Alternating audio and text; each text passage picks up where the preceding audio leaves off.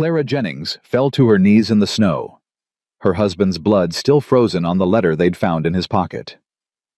3 small boys stood behind her, shivering, hungry, watching their mother break. "Get out of Silver Creek," the sheriff said, his shadow falling over the fresh grave. "You got 3 days, witch, or we'll bury you next to him." She had nowhere to go. No money, no family. Just 3 sons and a dead man's promise that this land would be their home. Subscribe to our channel and follow Clara's story to the very end. Comment your city below. Let us see how far this story travels. The funeral was over. Branch appeared through the pines, smoke rising from the chimney he'd left banked that morning.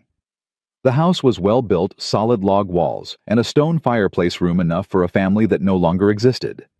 Sarah had loved this place. She'd planted flowers in the east. Somewhere out there, a widow with 3 children was facing her first night as prey. "Not your problem." He repeated it like a prayer, like a shield against the pull he felt toward a woman he'd never met. "You couldn't save Sarah. Couldn't save William. What makes you think you can save anyone?" Jacob pulled out his old marshal's badge, turning it over in his calloused fingers. The silver was tarnished now, the engraving worn smooth. He hadn't worn it in 5 years, not since the day a bullet meant for an outlaw had killed an innocent child instead.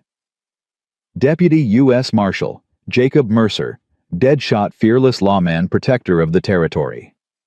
The man who couldn't protect the people who mattered most. He put the badge away. "He's coming back, Mama. I saw it. He's going to help us fight the bad men," said to Samuel, not unkindly. "You know how to use a saw." Samuel straightened. "My pa taught me." "Good. We'll start with the roof joists. Your mama can hand up the boards once we've got the frame set." Clara bristled at being assigned a task in her own home, but swallowed her pride. The man was here to help. She could tolerate his manner if it meant her children survived the winter. They worked in near silence for the first hour. Jacob moved with quiet efficiency, measuring twice, cutting once, his hands steady and sure despite the bitter cold. He showed Samuel how to brace family. He set down his bowl, his expression going distant. "I made a mistake. Hush." But the words came anyway. "Why do you really care what happens to us?" Jacob was silent for so long she thought he wouldn't answer. Then, his voice low and rough, he said, 3 years ago, I rode home from a job to find my wife and son buried in the ground. The whole town knew they were sick. Not one person rode out to tell me. Not one person stayed to help them." His hands tightened on the reins. "I swore I'd never be like them. Never hide. This'll do." Jacob tested the trapdoor, nodded in satisfaction. "The bank, the mine, the judge. You've got nothing." "We've got each other," Clara said quietly. "That's more than you'll ever have." Harrison spat in the snow at her feet. Then he wheeled his horse and rode away, the remaining deputies following in his wake. Clara watched until the last torchlight disappeared into the trees. Only then did she allow herself to sag the rifle, suddenly impossibly heavy in her hand. "Be back at dawn." "Wait." Clara gently disentangled herself from her son. "Mother would want us to live, to be safe, to have people in our..." Then slowly he nodded. "I trust you, Mama, but I'm still watching him." Despite everything, Clara smiled. "That's fair." The day passed slowly. Clara kept the boys occupied with chores, trying to maintain some sense of normalcy. Elijah helped her mend clothes, while Noah practiced his letters on a slate Thomas had bought him last spring. Samuel sat by the window, rifle across his knees, watching the road with fierce vigilance. It was late afternoon when the sound of approaching horses made them all freeze. 3 leaned forward. "Blackwood's power comes from fear. The whole town's afraid to stand against him because they think they're alone. But if they see others standing up, if they see there's a chance of winning, some of them might find their courage." Clara thought of the deputies who had ridden away last night, the doubt in their eyes as they watched Harrison threaten a widow and her children. "She's right. Terrible." Dr. Price looked startled. "Whitehair. In my dreams last night. After all the scary parts." "What did you see?" "Snow." Noah's voice was wondering. "Lots of snow falling on everything. and everybody standing together, and Mama was smiling, really smiling like she used to before Papa died. He looked at Jacob with those strange, knowing eyes. You were there too, holding her hand. Clara felt heat flood her cheeks. From the outlying farms. People who had suffered under Blackwood's reign. Listen up. Blackwood's coming tonight probably with every gun he can muster. We need to set up defensive positions, establish lines of fire, make sure nobody can approach this cabin without us seeing them. The group listened intently as Jacob outlined his plan. Men were assigned positions around the property. Women who could shoot were given rifles and stationed at windows. Those who couldn't were set to loading weapons and tending any wounded. Through it all, Clara moved among them, offering water-checking weapons, thanking each person who had come. Her boys stayed close, Samuel and Elijah helping where they could. Noah clutching his wooden horse and watching everything with wide, knowing eyes. Else can go home to their families. Not going to happen. Jacob's hand moved to his gun belt. But I'm still standing.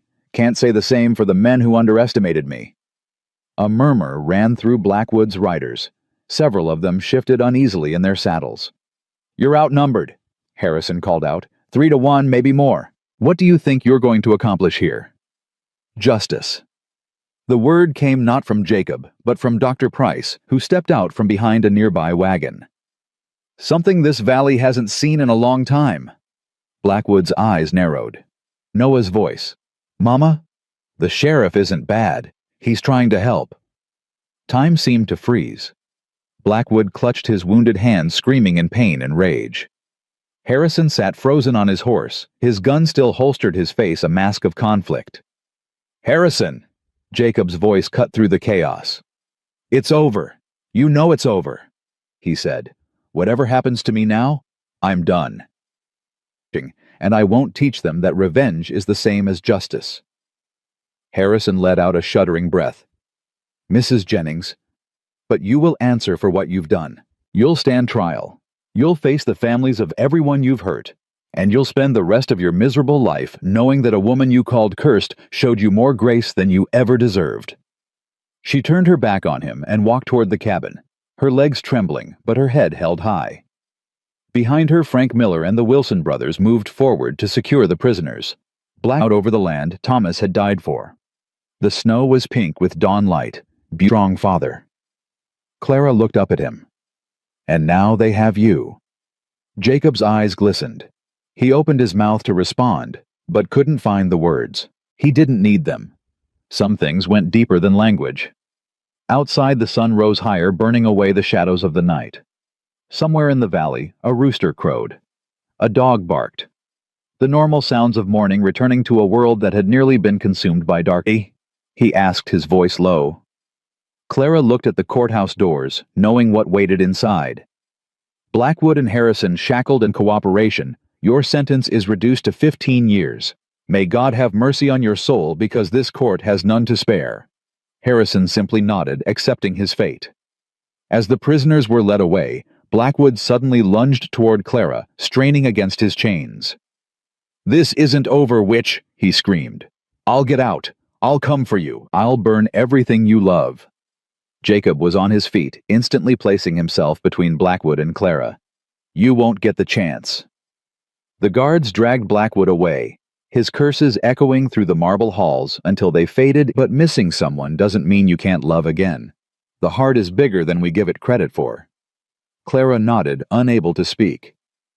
Now, Adelaide's voice turned brisk. Your new husband is looking for you, and there's dancing to be done. No more tears today. She bustled away, leaving Clara smiling despite herself. Jacob found her a moment later, his face flushed from dancing with an enthusiastic group of local women who had been determined to claim his attention. Finally escaped, he said, slightly breathless. Mrs. Patterson can waltz like nobody's business. Clara laughed. Poor thing, cornered by a 70-year-old widow. 3 70-year-olds. Day I miss you. The boys are growing so fast, Thomas. Samuel's almost as tall as me now. Elijah's found his voice again, talks more than ever. And Noah... She smiled through her tears. Noah is exactly the person you always said he'd be. Special. Remarkable. She knelt in the snow, not caring about the cold. I found someone. Jacob. You'd like him, I think. He's strong and good, and he loves our boys like they're his own blood." She touched the stone. "He doesn't try to replace you. Nobody could. He just fits in the spaces you left behind." The wind whispered through the pines, soft and almost warm despite the winter chill. "I'm happy, Thomas. For the first time since you died, I'm actually happy. And I need you to know that being happy doesn't mean I've forgotten you. Doesn't mean I love you any less." Her voice broke. "It just means I'm finally living again, the way you'd want me to." She stayed there for a long time, tears freezing on her cheeks, heart full of grief and gratitude in equal measure. When she finally rose, Jacob was waiting at the edge of the clearing. He didn't approach, didn't intrude, just stood there letting her know he was close if she needed him. Clara walked to him and took his hand. "Thank you," she said, "for understanding. Always." He wrapped an arm around her shoulders. "Ready to go home?" Clara looked back at Thomas's grave one last time, then forward to the cabin where her children waited. "Yes," she said, "I'm ready." They walked home together as the snow began to fall soft and silent, covering the world in white. Years later, when people spoke of Clara Mercer, they told her story with reverence. The widow who had faced down a tyrant. The mother who had protected her children against impossible odds. The woman who had found love again in the ashes of tragedy. But Clara knew the truth was simpler than the legends made it seem. She had been afraid, broken, desperate. She had made mistakes and nearly given in to hatred. She had been saved by the kindness of a stranger who became something more, and by the courage of ordinary people who finally decided to stand up for what was right. There was no magic to it. No special power that set her apart. Just stubborn determination to survive, fierce love for her children, and the willingness to trust when trust seemed impossible.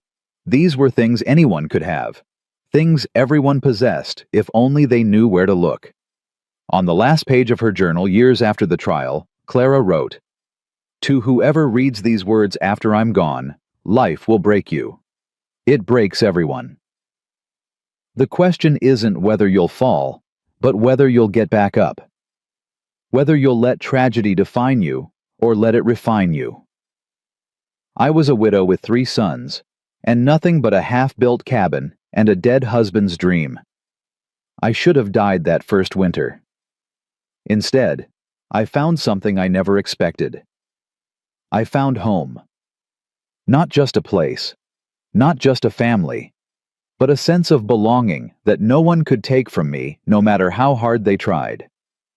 If you're reading this and you're broken, know this: you can be whole again. If you're alone, you can find your people. If you're afraid, you can find courage. You just have to keep going, keep fighting, keep believing that better days are possible, even when everything suggests otherwise. That's what I did. And it made all the difference. With love and hope, Clara Jennings Mercer, Silver Creek Valley, Colorado, 1895. The journal was found decades later tucked into a cedar chest in the attic of the Mercer homestead. By then, Clara and Jacob had both passed, surrounded by children and grandchildren and great-grandchildren who carried their legacy forward. The cabin still stood expanded over the years into a sprawling ranch house that dominated the valley. The silver mine had made the family wealthy, but they had used their fortune wisely, building schools and hospitals and churches throughout the territory. Samuel became a lawyer fighting for justice the way his mother had taught him. Elijah became an artist whose paintings of the Old West hung in galleries across the country. And Noah, strange, wonderful Noah, became a doctor using his gift to sense what his patients needed in ways that defied medical explanation. They all had families of their own. They all told their children the story of the widow who refused to give up and the cowboy who found redemption in protecting her. And every year on the anniversary of their parents' wedding, the Mercer descendants gathered at the old homestead to celebrate. They came from across the country, doctors and lawyers and teachers and ranchers, all united by blood and by the legacy of 2 people who had chosen love over fear, justice over revenge, hope over despair. The story of Clara and Jacob Mercer became legend passed down through generations like a precious heirloom. It changed, in the telling of course, the way all stories do. But the heart of it remained true. A widow found hope when all seemed lost. A broken man found purpose in protecting her. Together they built something that would endure long after they were gone. And in the end, that was all that mattered.